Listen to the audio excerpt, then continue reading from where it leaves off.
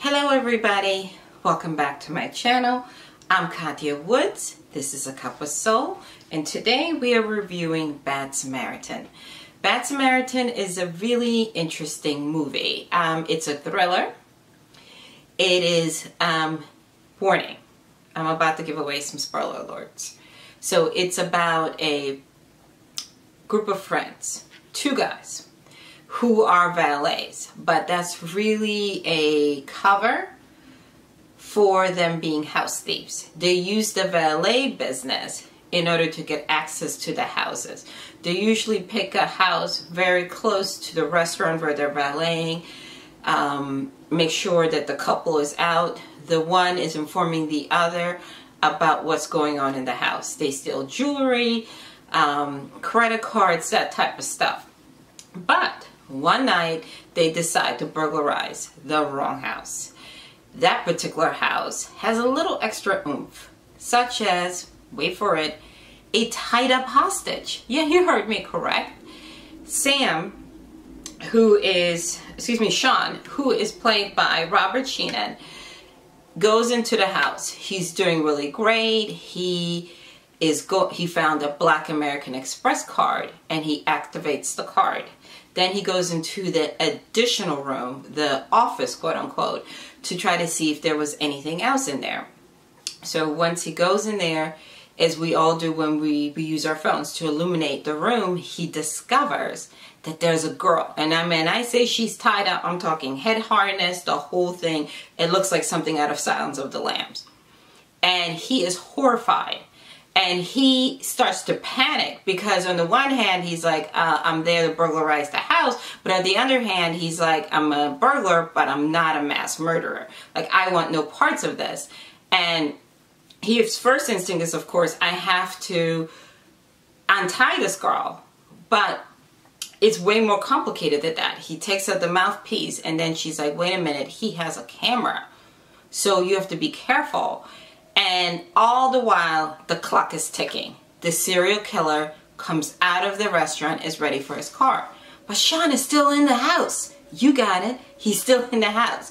So he's like, what to do next? And it's like, no idea.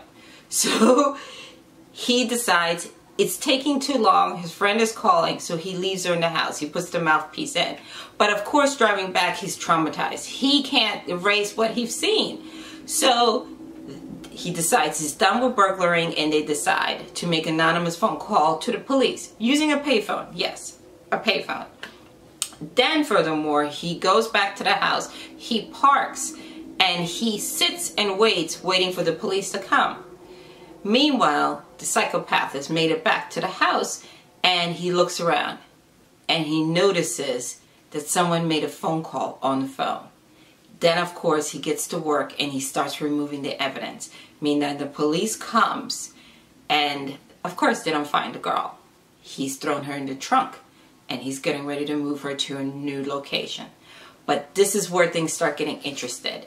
Carl, who is played... Cale, who is played, well, I don't know why I'm saying Carl, I'm getting names wrong today, but Cale, who is played by David Tennant, finds out who is the person that narked on him. So basically, he makes Sean his living pariah. He messes up everything that is tied to Sean.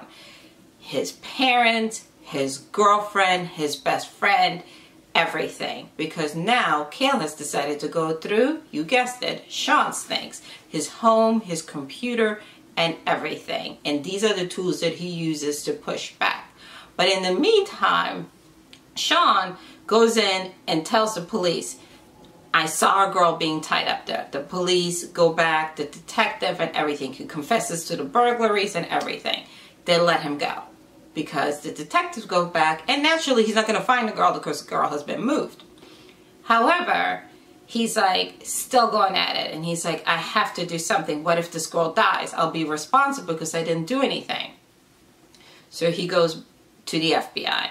He tells the FBI exactly what he's seen, the description of the girl. The FBI too shrugs him off, except the agent he speaks to goes back to her desk, starts going through the missing person, starts connecting the dot and says, wait a minute, we've seen this before. This could be the same serial killer that we had from a couple years ago.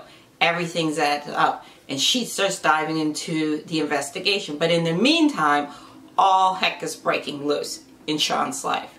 His girlfriend gets hurt, his parents get fired, and then Sean decides to push back. He says to prove once and for all that Cale is the psycho killer that he is.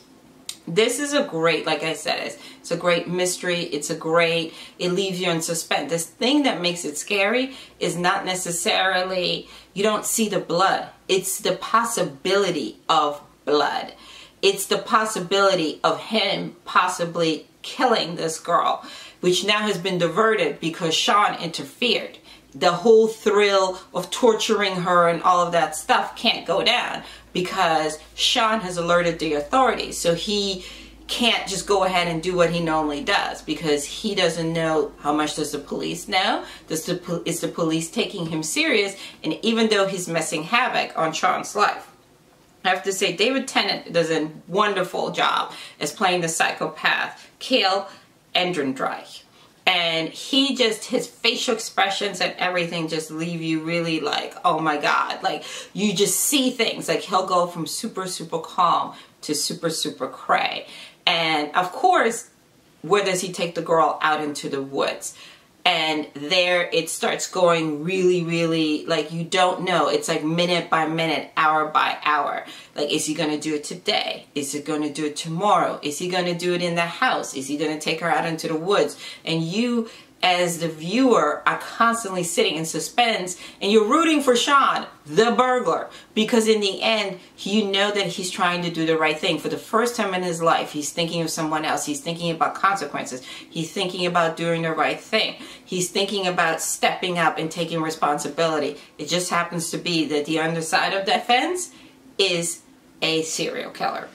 Again, this is a really good movie. A lot of you, I'm sure right now, are sick and tired of the sci-fi, the blowing up and everything. And if you want to go to a movie that has a lot of twists and turns, Bad Samaritan is that movie. I really enjoyed it. It wasn't very expected or predictable. Just when it would just have little crossings where you're like, okay, how is nobody noticing it? How did he get the time to clean it all up? I mean, it seemed like minutes, and somehow he kept eluding the police. And really, and also I like the idea of the hero being flawed, the hero being somebody who's very problematic, somebody that you don't expect, somebody that you're not sure of. And that's Sean. Sean is flawed in every possible way. He takes no responsibility. He doesn't know what he wants to do with his life. He always takes the shortcut. The only thing that he really cares about is his girlfriend. And then maybe what happened to her is what triggers him to really say, you know what, I have to go after this guy. I give this movie a thumbs up. It was definitely, like I said, as when I went into the viewing, I didn't know what to expect. I'm like, oh, okay. But like I said, we were all glued to our seats from the moment go, and you were just like really rooting for Sean. And I love the fact that they made the hero somebody, again, who's not picture perfect. He didn't muscle it out, didn't come to save the day with guns and strapped up. None of that. But at the same time, he just was squelched by this girl that he left, and that's what haunted him.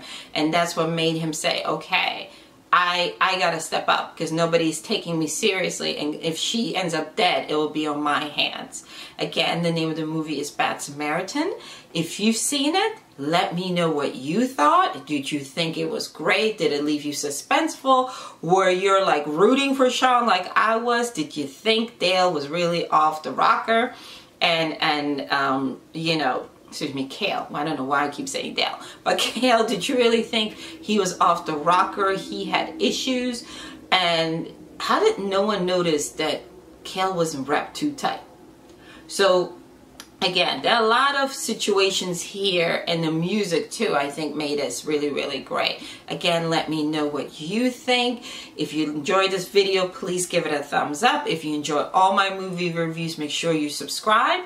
And as always, share your thoughts if you saw the movie. My name is Katya Woods. This is A Cup of Soul. I'll see you at the next go around.